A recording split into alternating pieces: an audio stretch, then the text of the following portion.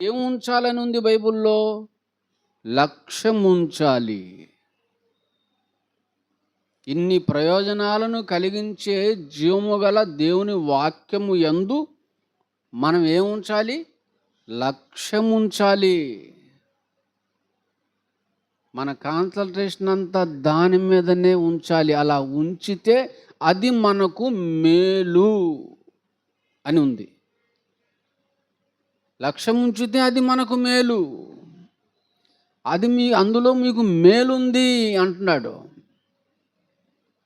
అంత మాత్రమే కాదు, వాక్యానికి ఉన్న మంచి గుణము, లక్షణం ఏంటంటే అది మనలను నడిపిస్తుంది. కరెక్ట్ వేలో అది మనలను నడిపిస్తుంది.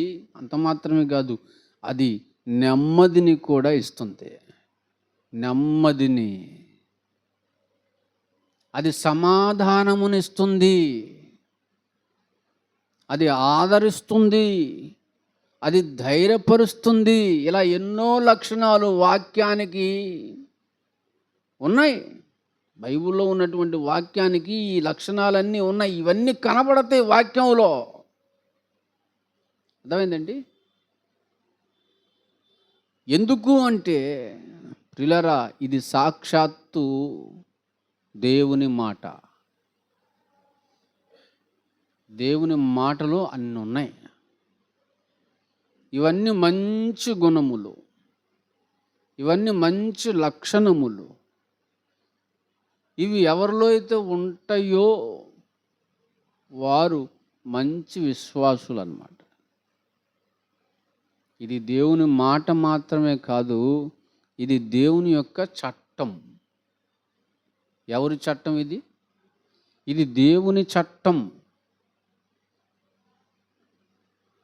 చట్టానికి ఎవరైనా తల వంచాలి, చట్టాన్ని ఎవరైనా గౌరవించాలి, చట్టానికి ఎవరైనా లోబడాలి, చట్ట ప్రకారంగా ఎవరైనా చేయాలి, బ్రతకాలి. చాలామందికి చట్టం ఎలా కనపడుతుందంటే చుట్టంలాగా కనపడుతుంది. చాలా అలుసుగా కనపడుతుంది. చాలా ఈజీగా, చాలా తేలికగా దీని గురించి ఆలోచించేటువంటి వారు లేకపోలేదు. కొంతమందికి సరదాగా ఉంటుంది చట్టం.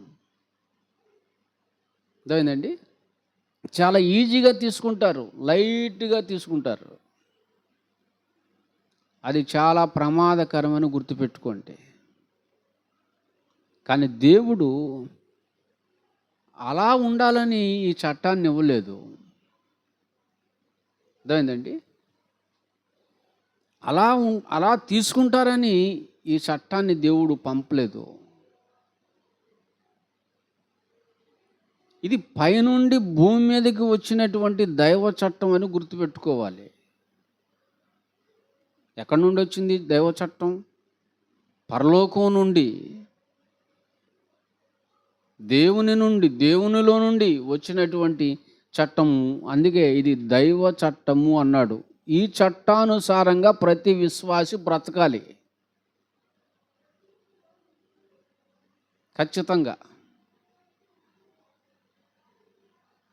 ప్రతి విశ్వాసి బ్రతకాలి. ఈ చట్టంలో ఖండించటం ఉంటుంది, గద్దించటం ఉంటుంది, తప్పు దిద్దటం ఉంటుంది, శిక్షించటం ఉంటుంది. ఇష్టమైతే ఉండు, కష్టమైతే వెళ్ళిపో.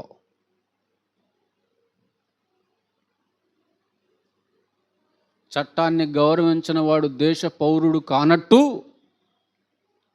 దేవుని చట్టాన్ని గౌరవించని వాడు దేవుని కుమారుడు, దేవుని కుమార్తె కాదు. అమ్మో మమ్మల్ని టార్గెట్ చేస్తున్నారు, మిమ్మల్ని టార్గెట్ చేస్తాడు దేవుడు. అమ్మో మా గురించి చెప్తున్నాడు, మీ గురించి చెప్తాడు దేవుడు.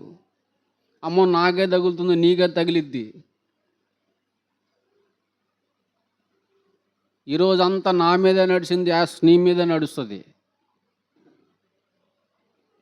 ఇష్టమైతే ఉండు, కష్టమైతే పో. ఉండమని ఆవిడ బతిమలాడట్లేదు, దేవుడు బతిమలాడ్డో. సేవకుడు బతిమలాడుతున్నాడంటే వాడు డమ్మిగాడు. పనికిరాడు, ఆడు సేవకు పనికిరాడు. దేవుని చట్టాన్ని గౌరవించిన వాడు, ఎంత కఠినమైందైనా లోబడిన వాడు పనికిరాడు. క్రైస్తవుడుగా ఉండటానికి పనికి రారిల్లు. అలా గౌరవించిన వారిని దేశద్రోహులుగా ముద్రిస్తారు తెలుసా. చట్టానికి లోబడకపోతే శిక్షలు ఉంటాయి, లోబడని వారికి శిక్షలు ఉంటాయి, ఎన్నో సెక్షన్స్ ఉంటాయి అన్నమాట.